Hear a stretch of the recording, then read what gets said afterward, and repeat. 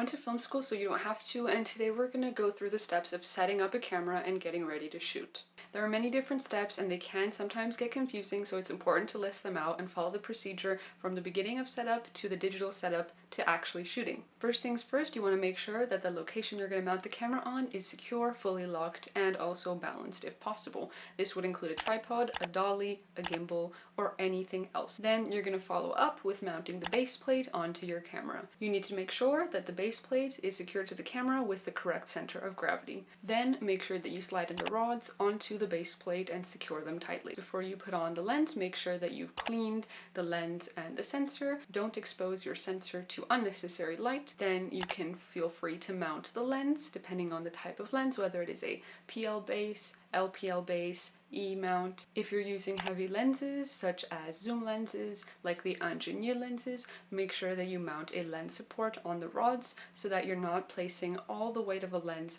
on the mount with the camera. Then you can feel free to put on your follow focus on the rods and tighten it gently, and then you can add any matte box of your choice. Make sure you're putting the correct size matte box for your lens so that you don't actually see any vignetting. And also make sure that if something doesn't go on easily, don't force it and pressure the gear because that might damage it. For the matte box, you can add barn doors, flags, or eyebrows, depending on where the light is going to be directed and depending on what lens flares you want to cut. Afterwards, you can connect power.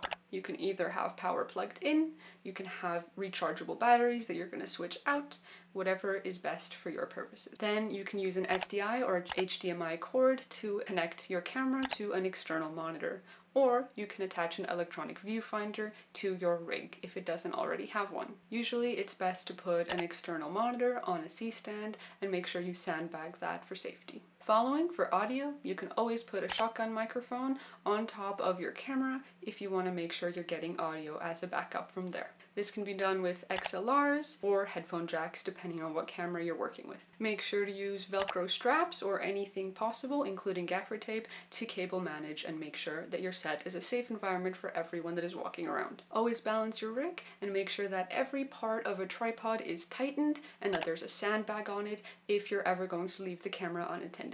Following, you can put in your exposure monitors on your camera setup or on your external monitor to help you expose properly. Also, we're going to have a second video where we discuss how to set up a camera internally to make sure that it is ready for shooting.